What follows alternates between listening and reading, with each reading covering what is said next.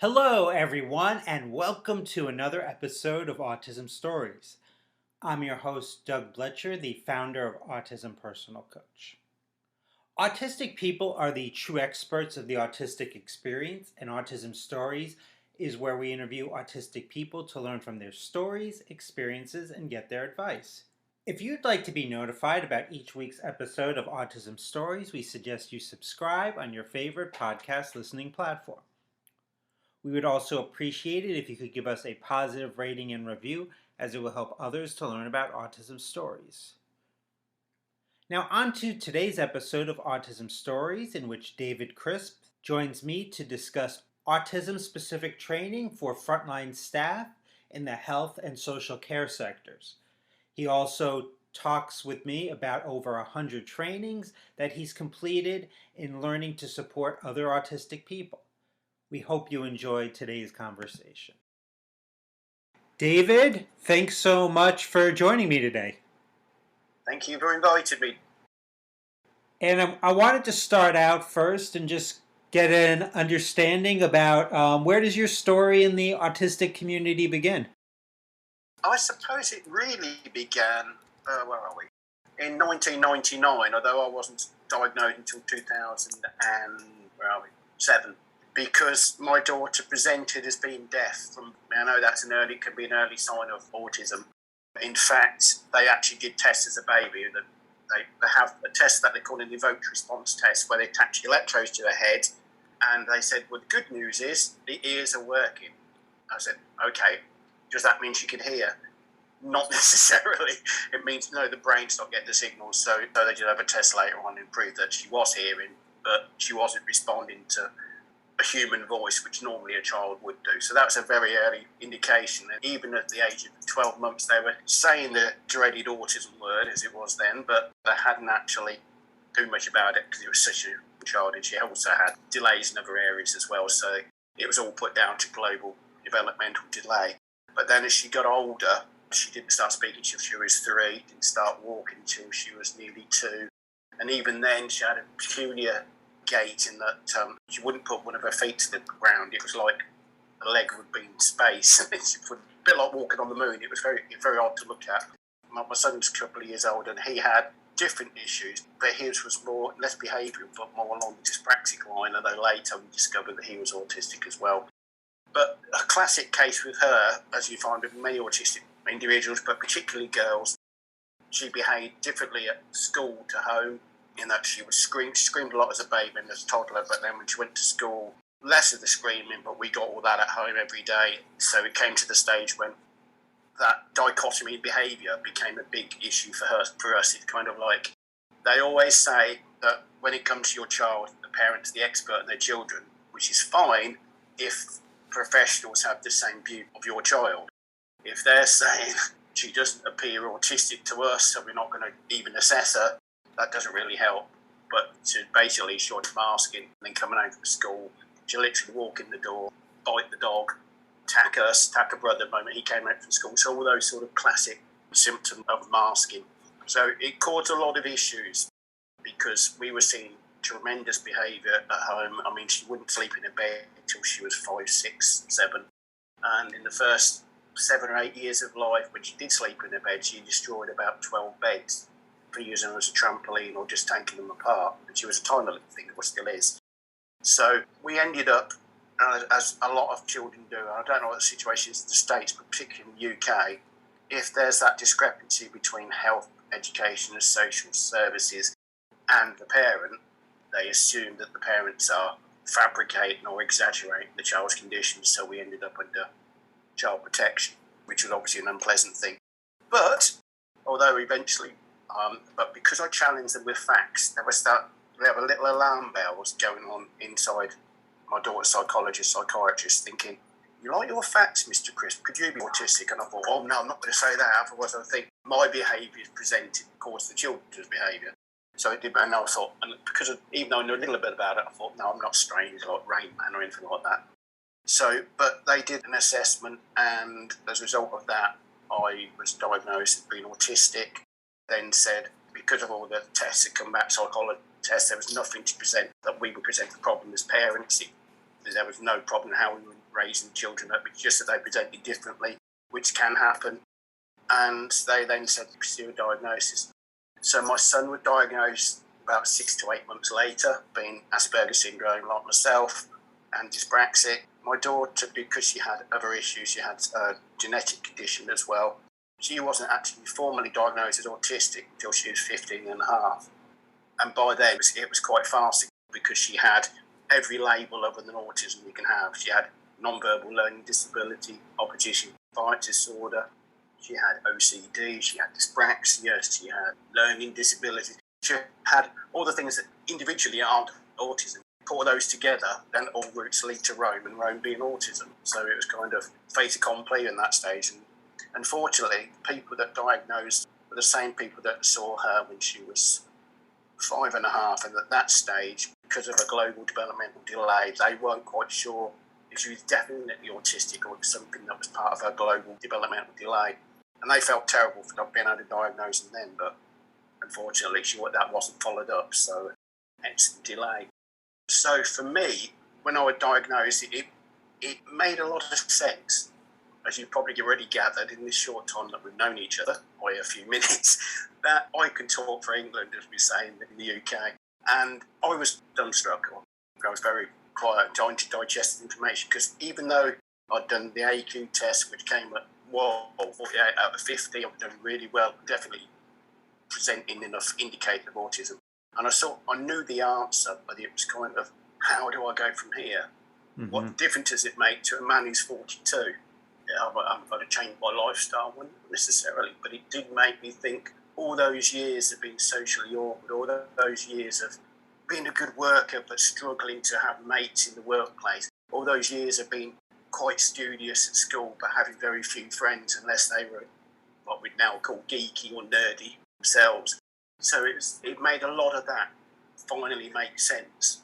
So it was an enlightening moment from that, and a freedom from that. There wasn't anything innately wrong with me. It was just the way I was wired, basically, and which is why I call my company Wired for Autism, because we're wired differently.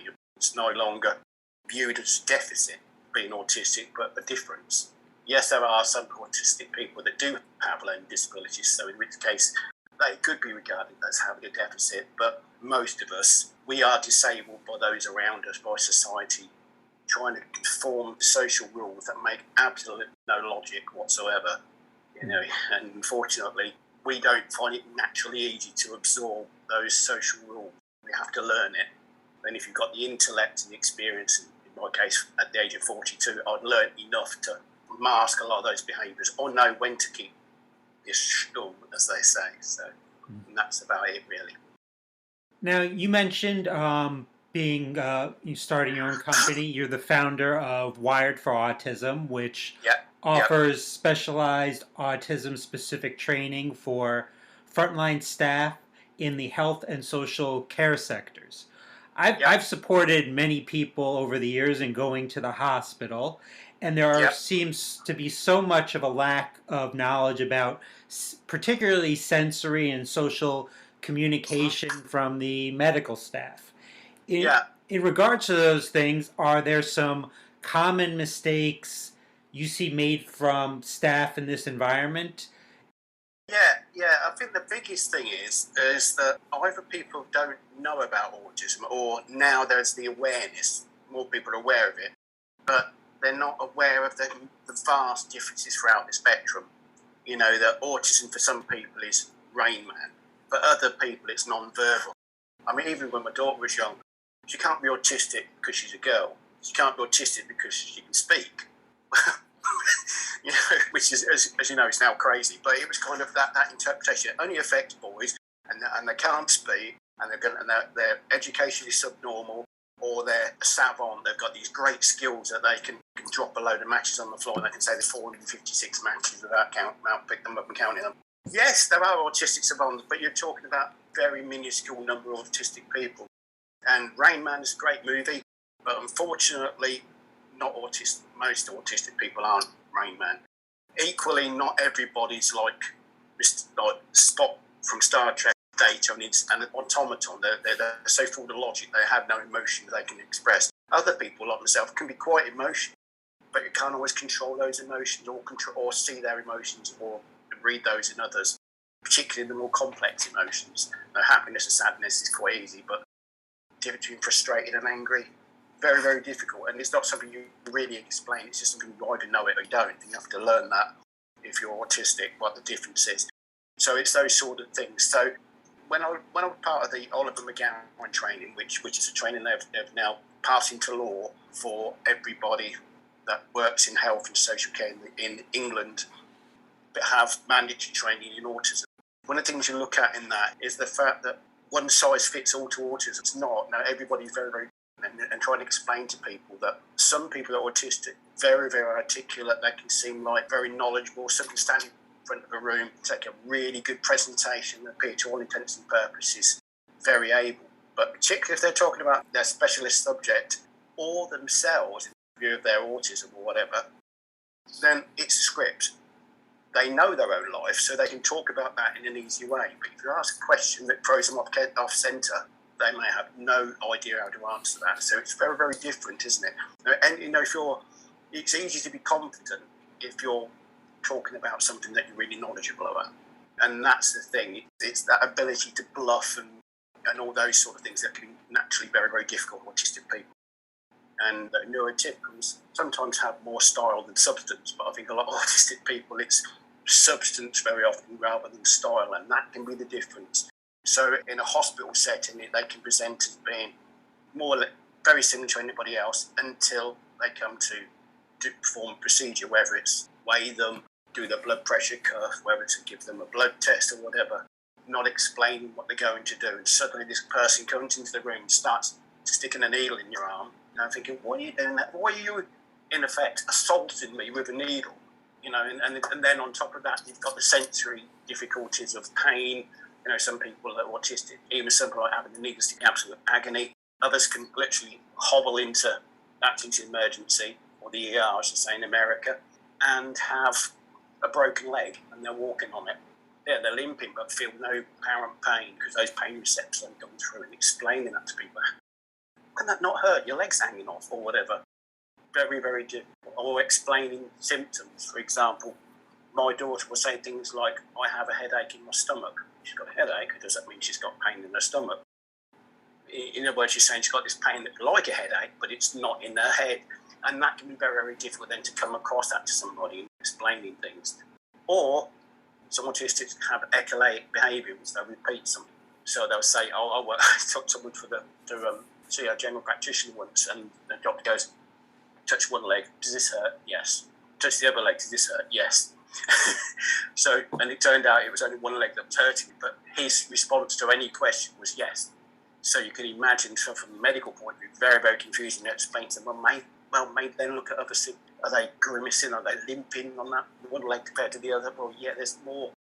Don't just use your eyes, use your ears, use all of your social skills as a doctor to try and ascertain exactly what the problem is. And that's it doesn't come naturally, because particularly in an ER situation where you rush off your feet and have to get answers just like that, but you can't always do that.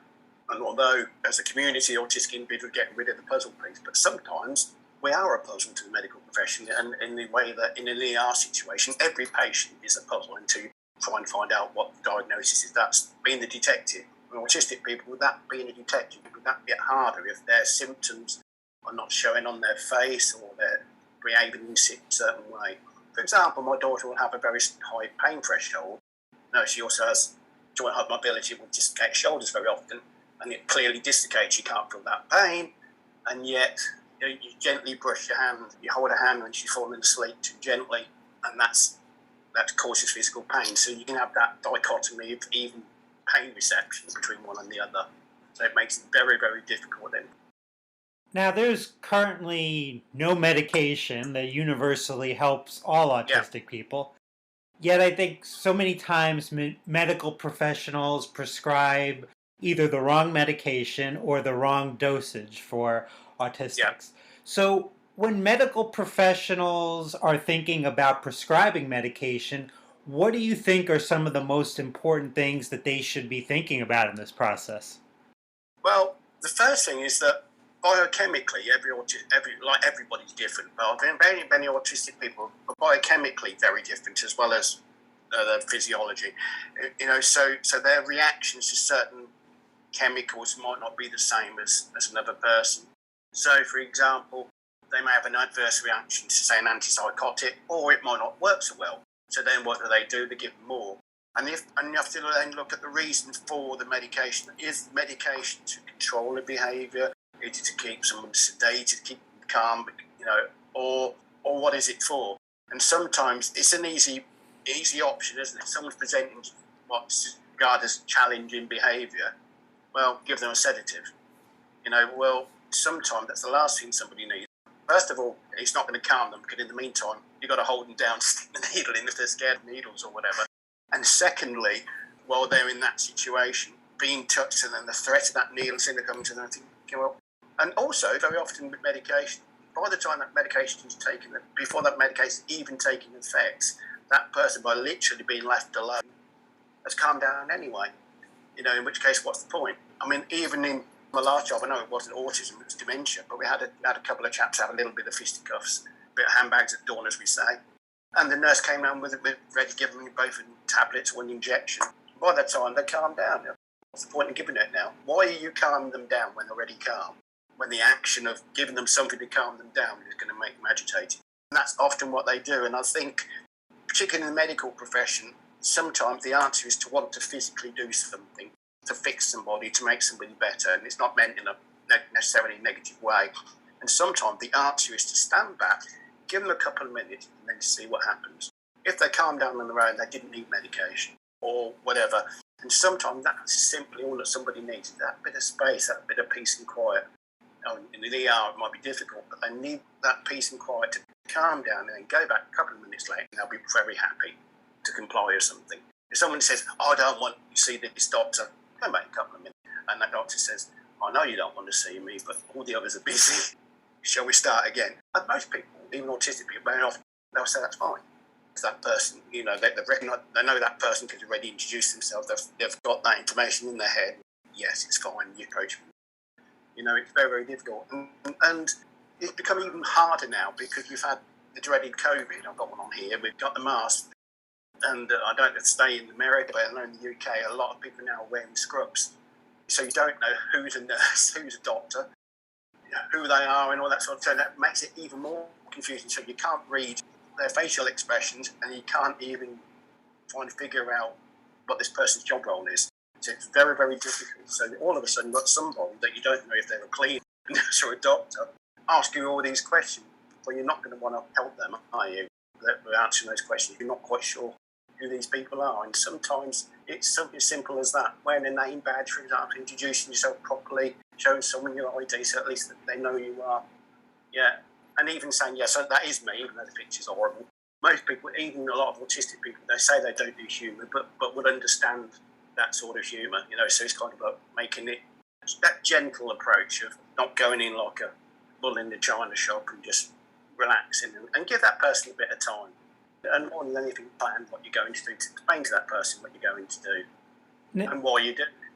Yeah. Now, one of the frustrating things to me in health and social care is that autistic people are rarely asked what their preferred method of communication is, and so often phone calls are required just to even make these appointments. What are some reasons you think that so many autistics want any other type of communication other than the phone to make these appointments with health and social care professionals? Yeah, I was asked to do a talk on this for the NHS for the hospital in London called South Moses Institute of Psychiatry. I did some other work with them. And I was looking at it and thinking, why do you not like the phone? My son, for instance, is very, very capable and can't like the phone. It's because I know we can't read facial expression, but you don't know what's going to happen. You don't even know if there's going to be an answer, one even answering the phone. Then you might have the situations, I was playing it off. I'll read this out verbatim. Sometimes you have the thing like I saw here, anyone who's tried to book a hospital appointment over the telephone knows how stressful and time consuming it can be. If you're autistic, you throw that in the mix, makes it even worse.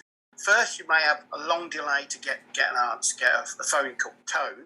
Then, on top of that, you might have to speak to someone, have to leave a message and thinking, You're expecting to speak to somebody rather than leave a message and then think, what do I plan? And you've only got a few seconds to do that before the dreaded beep goes off.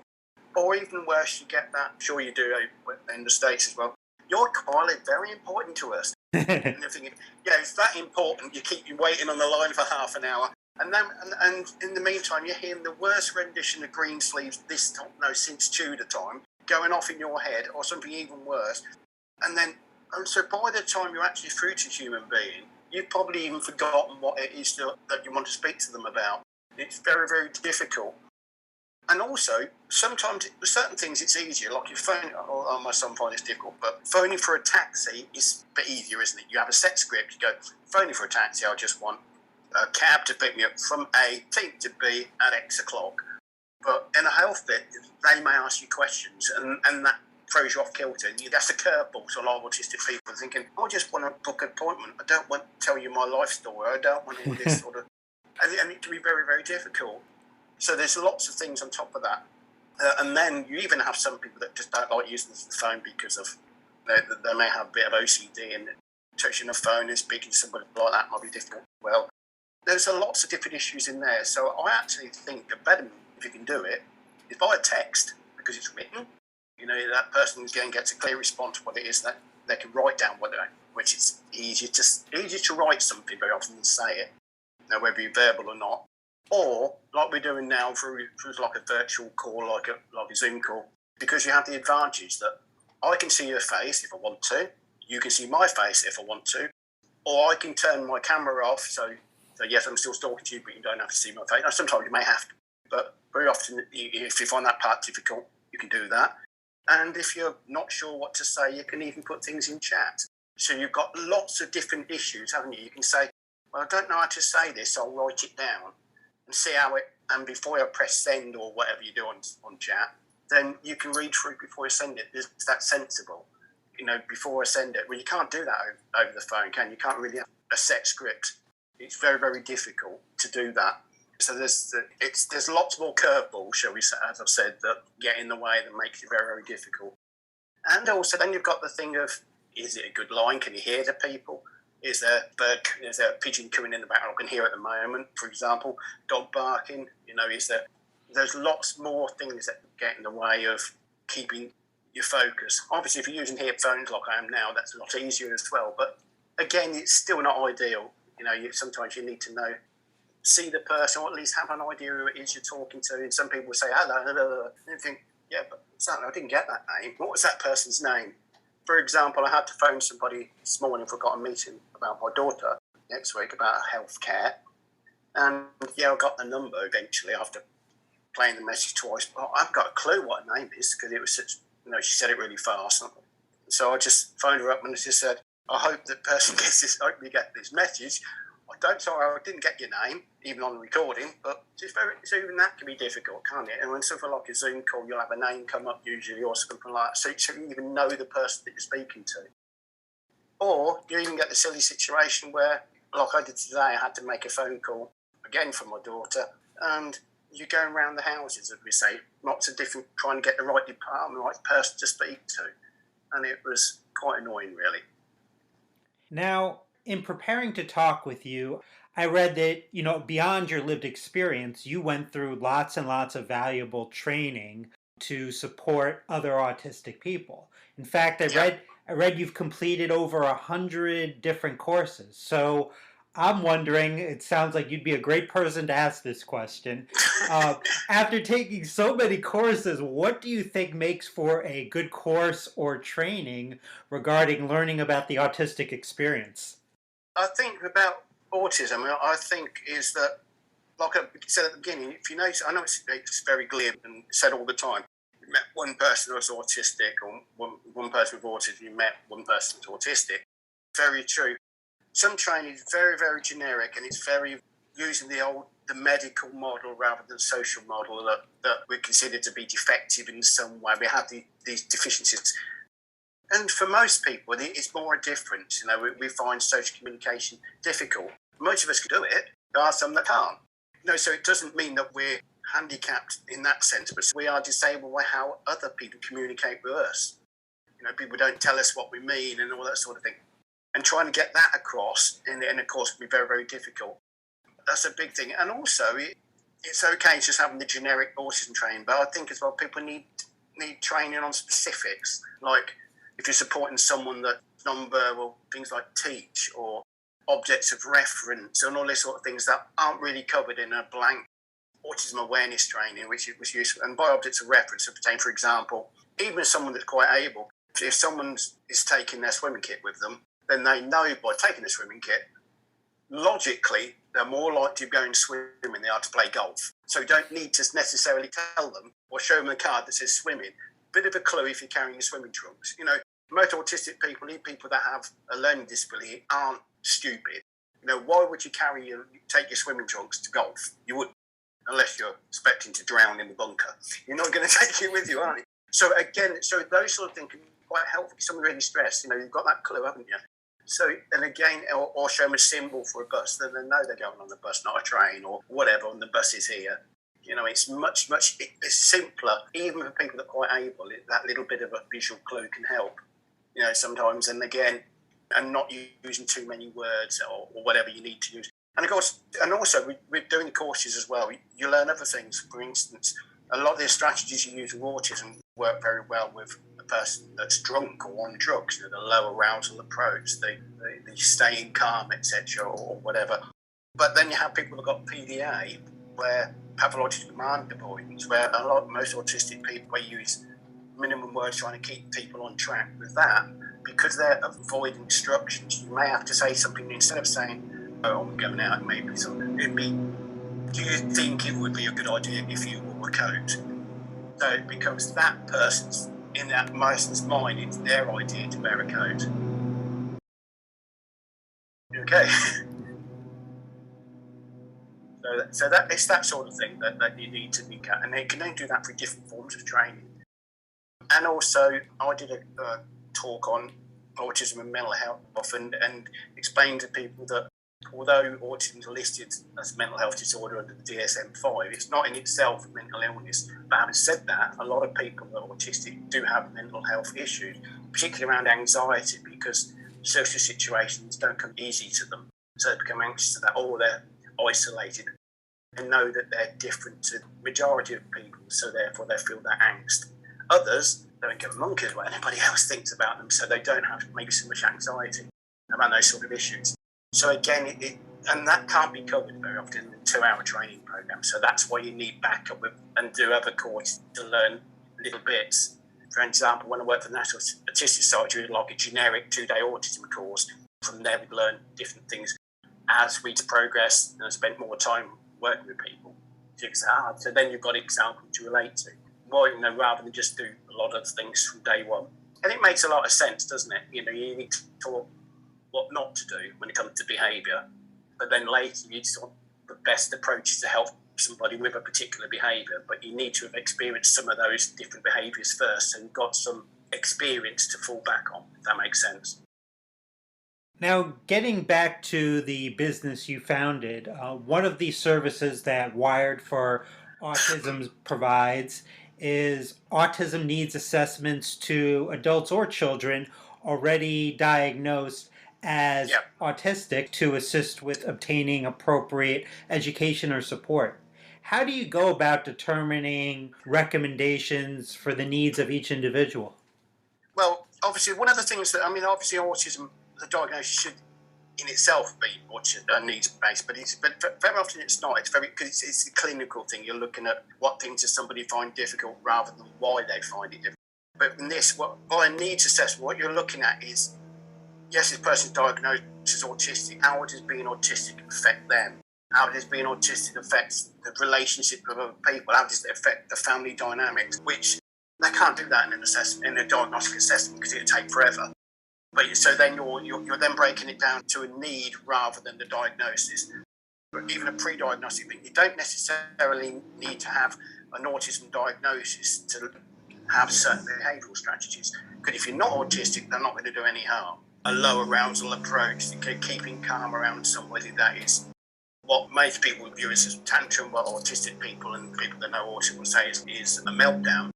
A person keeping calm around them if they're not autistic, isn't going to do them any harm because it's going to help someone that's maybe high on drugs or whatever. So some of the strategies are quite generic in their approach to other things as well. So it's a good thing. To be honest, like I was saying to people, you're not doing anybody any harm by assuming autism. Or at least have in the back of your head, I always say CIBA. When I do the Oliver McGowan mandatory training and things like that, come away from this, if nothing else, those 4 letters, CIBA, could it be autism? If that person's behaving in a certain way, don't naturally assume they're high on drugs, naturally assume they're drunk, naturally assume they're mentally ill. Could it be autism? If there's a scent element to it or a social element, then don't disregard that could be the cause. Because if it is, that's maybe easier to, it doesn't need a medication for it. That needs different strategies, different support packages, rather than instantly think, oh, that person's got a mental health problem. It may be that they have, but always keep in the back of their mind, could that be an autistic behaviour? Now, in other words, if it's an autistic behaviour, why then lock that person up because of their behavioural when the last thing they want is to be secluded, people to restrain on them, which will make them worse and give more medication, etc. Whereas all they probably need was a chance to get that meltdown out of their system, numb the cups, and try and find out why they had this, why they presented this behaviour. And again, that goes against the grain for the medical profession, just stand back and wait until someone is calm, because they like to do things, which is a good thing. They want to help people. But sometimes you help people by making sure they're safe. Taking a step back is often bigger help than actually physically doing hands-on. And that can go against the way they're trained very often, as well as their wanting to help somebody. So, yes, there are cases where people genuinely do abuse, but I think most of the time it's not that. I think it's people just not really understanding their approach in itself is causing them harm. It's not because they're not meaning to. It's a case of they're not aware that sometimes is an answer rather than being active, and that can be quite difficult for people. Now, beyond this interview, David, how can people learn more about you and Wired for Autism and use your services? Well, good way if they want to know a little bit about is, first of all, they've got my website, which is wiredforautism.co.uk, or they can follow me on LinkedIn under the name David Crisp, and they put autism next to it, they'll definitely come up with me. But also, in the last couple of weeks, really, I've opened up my own YouTube channel with a couple of presentations over the last few months, and it's called Musings from an Autistic Carer. I'm trying to find something a bit different. Yes, it's still Wired for Autism, but I thought you need something that's got a bit of a catchy title than Wired for Autism than that. And that gives some idea of the sort of standard that I present. I know it's difficult because it's without an audience, or it's with an audience, it's a webinar, but they're not giving feedback. It gives an idea of how academic I am, or it gives also an idea of the sort of how I approach. And and again, I haven't done it with any flashy effects. It's just me, like I am today, talking in front of the camera and a mic and just going through various things. But that gives some idea. But the best one, if they ever want to know what it's like to be me, rather than this is my life story, etc., is on there. I talk about my personal experience of being falsely accused of FII, which is fabricated illness. It gives as a 5-10 minute section in there where I talk about my experiences as a parent going through this, but also positive effect of that I ended up being diagnosed, but also gives some idea of what my motivations are. It's not just to educate, it's to change attitudes, make people think. If you see a parent, even if you're in care and you see a parent that's maybe not the best parent they can be, and you're thinking, yeah, but they haven't slept for years, haven't had a full night's sleep forever, or whatever, and not instantly be critical of somebody.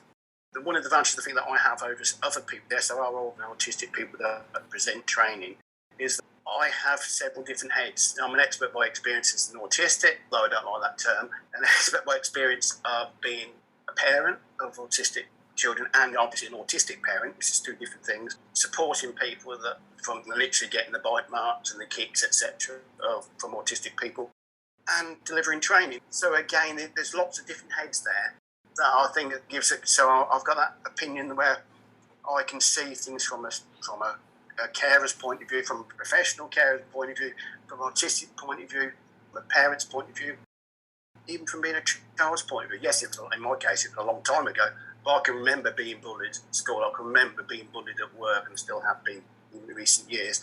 So again, you've got those sort of life experiences that not everybody will have, and sometimes their only experience of autism is their own experience of being autistic.